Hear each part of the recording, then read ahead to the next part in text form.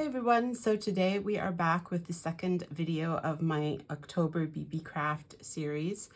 And in my first one, if you didn't catch it, you can go back and watch that, but I had gotten supplies for making faux leather earrings. So there was the different faux leathers as well as metal dies.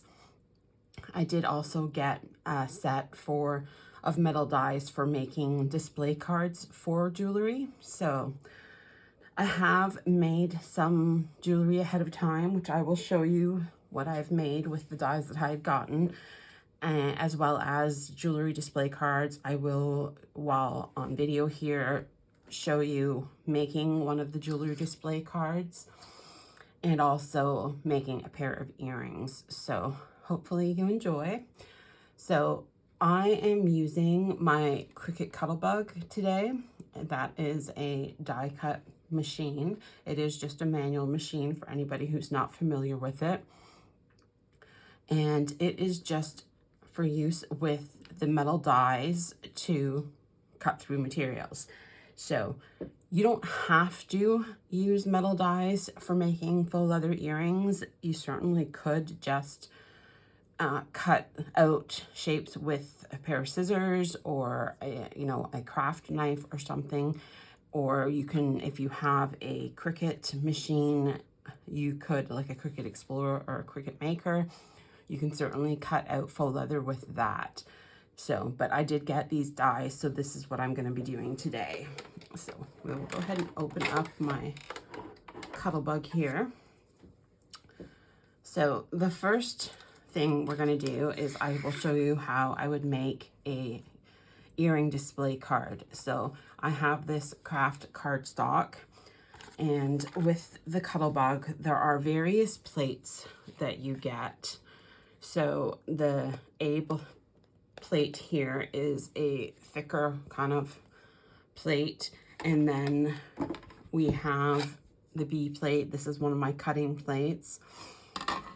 So then that would go down there, and then I do have another B plate, and then I have the C plate here for cutting, and these are different thicknesses just depending on the thickness of the material you're working with and the thickness of the dies.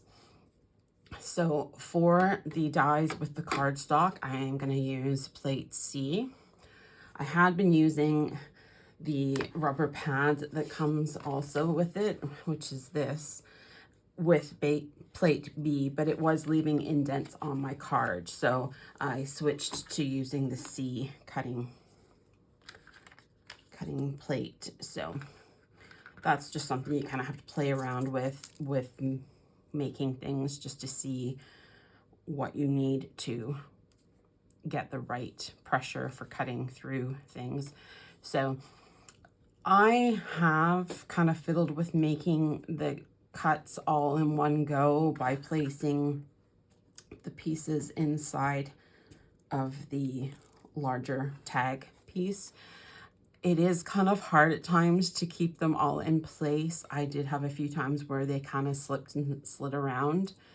So I will try doing that this time, but you certainly can just cut your card first and then go back and put it through with the other pieces just to get, you know, the holes for the earrings or whatever it is that you're making the card for. So I will give it a try. It might slide, hopefully not. So we are just gonna sandwich that in between the plates here. And I'm gonna very carefully pick it up and hopefully not move these things around.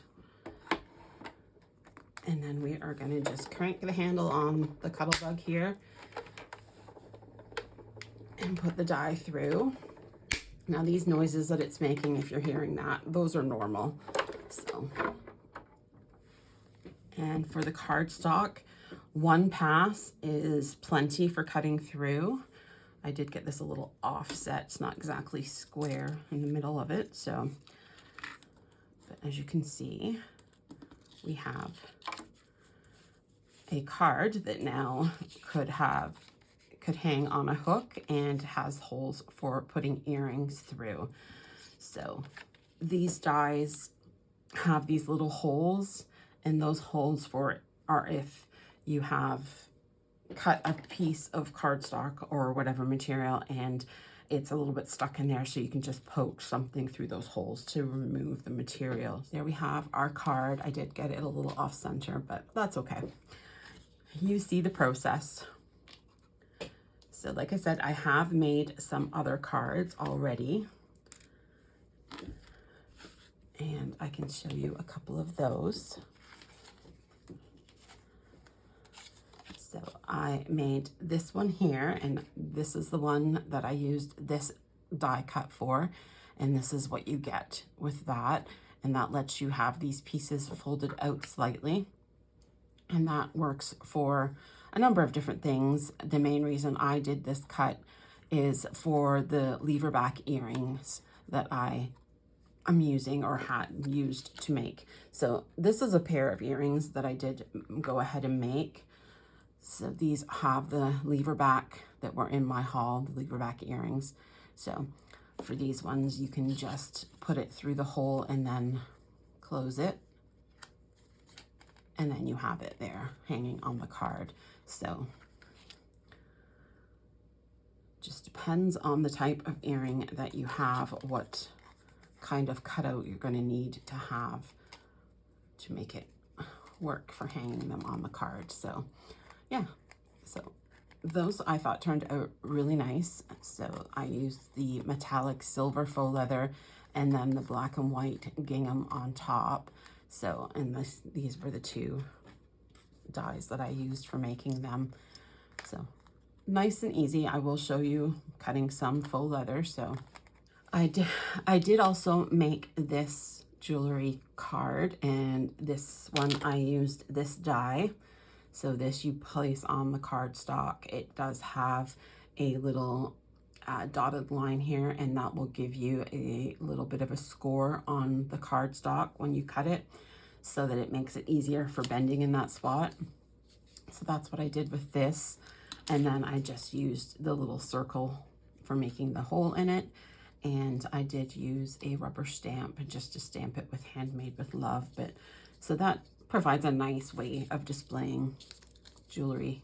You could put a necklace on there, the bracelet, look at what I've done. And then another one that I made was this one here, which used the rectangle cut. It used this piece for making the hanging hole, and then this one here is what I used for making these slots here. And like I've done for this, it's good for hanging something like a necklace on, or you know, if you had a bracelet, a chain kind of bracelet like that, that also could work. You can also just use it to hook earrings in, you know, if you had like hook ones like that, they could just go in that spot too and just hang from it. So really nice little kit that came for making the cards with the different things. So I did use, you know, the hole and then this cutout, but there are multiple other ones that you can use that give you slightly different shapes.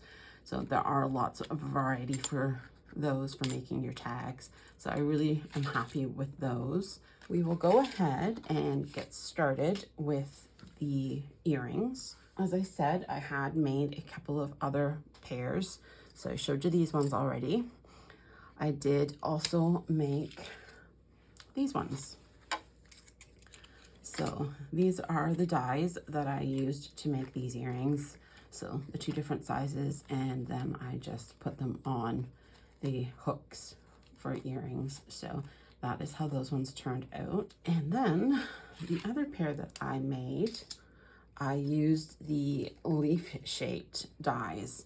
So I did have a bit of problem with these ones. These ones didn't specifically say that they were intended for making earrings. I just sort of assumed that they were based on the shape of them and them having that hole at the top. So the listing for them does talk about using them with cardstock, and they certainly worked perfectly well with cardstock. My issue was not with this one. With this one having these little details cut out, it wasn't quite cutting through the faux leather very well. I did manage to do it with a faux leather that I already had that was a thinner faux leather. So well, you'll see a whole lot of difference, but this is the thickness of the faux leather that I got from BeeBeeCraft, and this is just a thinner one. So when I used this, I didn't have any problem with the details cutting out of that. So that was good and provided a really, really nice result, in my opinion, for the earrings.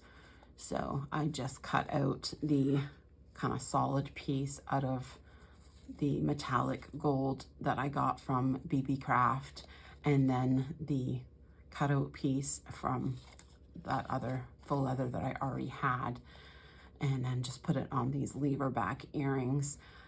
Really, I would probably put these on jump rings, but I didn't have any gold ones, so for the time being they will just be on the actual lever back earrings. But I'm super happy with these. I think these turned out so nice. All right, so we will go ahead and get to the pair of earrings that I'm gonna make with you today. And for that, I decided to do this faux leather with that piece, and then I'm going to layer a piece of black faux leather on top. So for that, I am not using that C plate that I was using to cut the cardstock. So we'll put that to the side. And I'm gonna bring in the rubber mat that comes with it. So we'll put the rubber pads down and then our cutting plate. And then we will go ahead and cut out the larger shape first. So you're just gonna place your faux leather face up on your sandwich board here, I guess we can call it.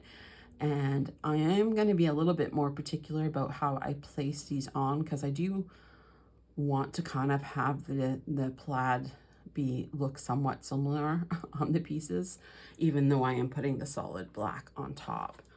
And then we are going to sandwich that in there. Now with the faux leather, I found that I was needing to run it back and forth a few times, so I kind of ran it in and then back and then in and back again, and that seemed to be enough for cutting through. So that is what we will do here.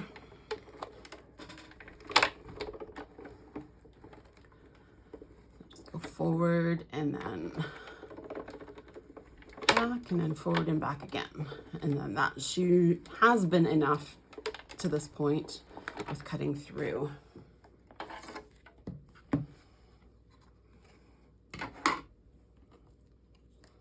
So as you can see, we got a nice clean cut, and we will go ahead and do the next one. I'm gonna switch this around this way, maybe. Well, it's not gonna be exact, but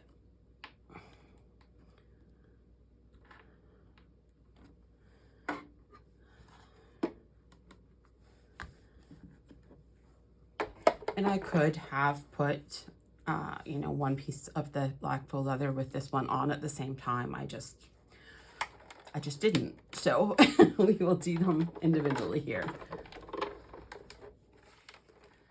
Hopefully the camera's not shaking around too much. This is just a manual machine that you use. Just cranking it forward and backwards a couple of times to get the cut all the way through.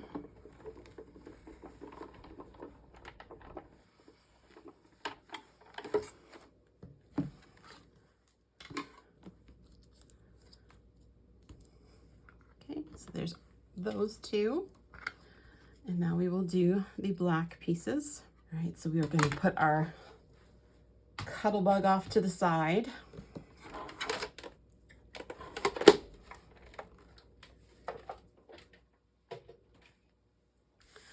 And I will forewarn you, I am not great with my pliers for doing this.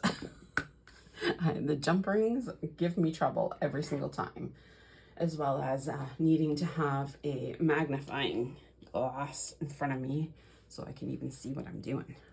So we have our pieces, and the dies don't cut a hole in it.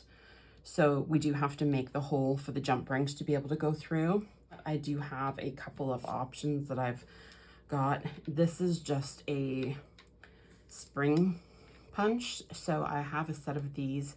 I have 3 different sizes. So this would punch a pretty small hole in it. And you literally just sit it on top and then you pull back on the spring part and then let go and it will punch a hole and stuff. So I could do that, or then I got this leather hole punch that my husband had. So I'm gonna use this. It does make a bit of a bigger hole than I would like. It does have the different sizes here, but the smallest one is still a little bit bigger than what I would like, but you know what? We work with what we've got. So I am actually going to put them together, place them together where I want them to be, and then I am going to punch through both layers at the same time just to make sure I get the holes lined up properly.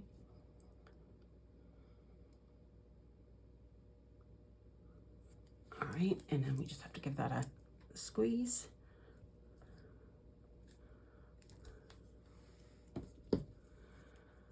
And as you can see, they now have holes in them. This one didn't completely come out, but that's okay. And we will do the second one here.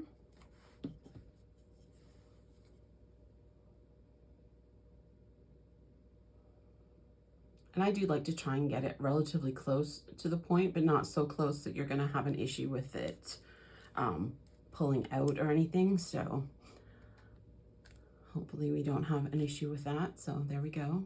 Again, we got our holes done there. So for these ones, I am just gonna use the fish hook kind of hooks. And then I've got 2 different sizes of jump rings. I've got a bigger one for putting through the faux leather, and then I have a bit of a smaller one for connecting the larger jump ring to the actual earring. So I'm gonna try my best to do this without fumbling here a whole bunch, but I have a hard time doing this, honestly. So we're gonna grab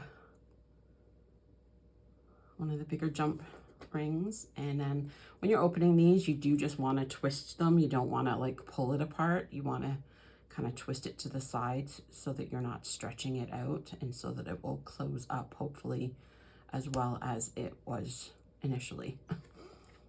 Like I said, this is the part I really am struggling with, between not being able to see the best and just manual dexterity.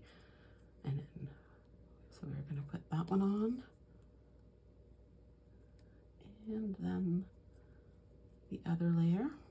So we got those 2 on, and now we are going to close this back up by just twisting it back.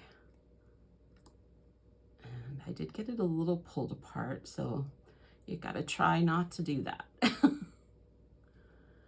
But so there we have the first jump ring on that one.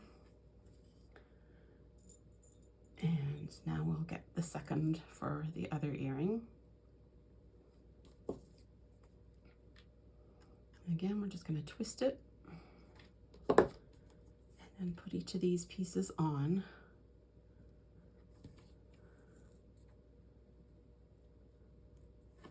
And twist it closed again.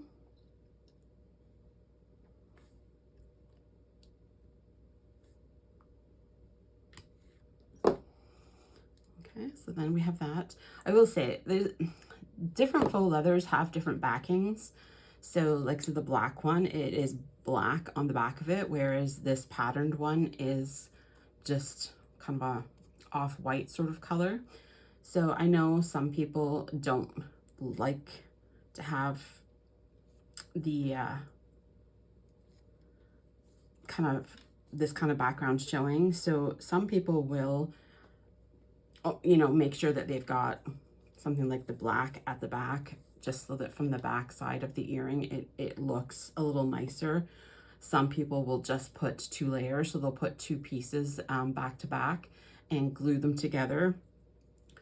I've also seen people who will take some heat transfer vinyl and cut it out to the same shape and then, you know, press that onto the back so that you have a nice solid background. So, you know, whatever your preference is, you know, just do that. I'm just gonna leave them as they are. These are the smaller jump rings now, which are going to be the ones that really give me problems, I'm sure. And again, we're just going to twist that.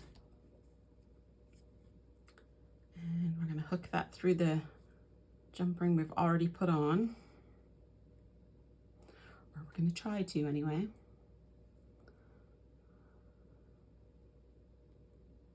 And then you got to be careful. I did one backwards earlier and I had to take it apart. So we want to make sure that we're putting this on the right way so the earring is going to hang the right way. All right, and then we will close this jump ring back up, hopefully without dropping it.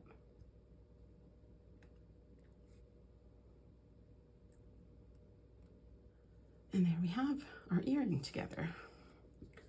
Now we've got to do the other one.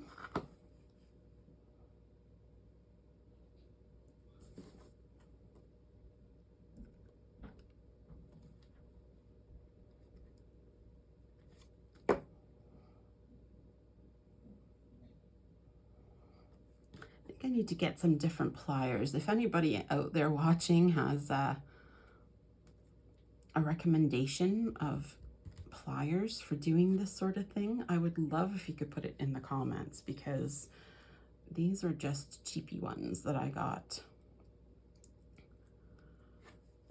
And I find that I don't seem to be able to hold on to the jump rings very well, but maybe it's just about practice.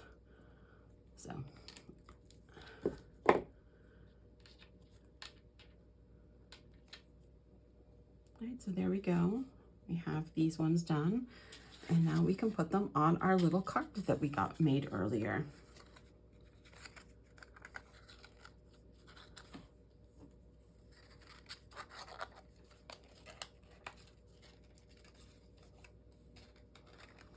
So there we go. Put all of them back out again so you can have a look at them all.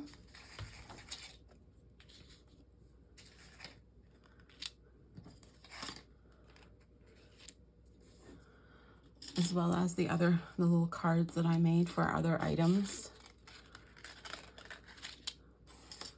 All right, so that is it. I do hope you enjoyed. If you did and you want to see more of my videos and you're not already a subscriber, I would love it if you would hit that subscribe button. Have a wonderful day, and we will see you next time. Bye-bye.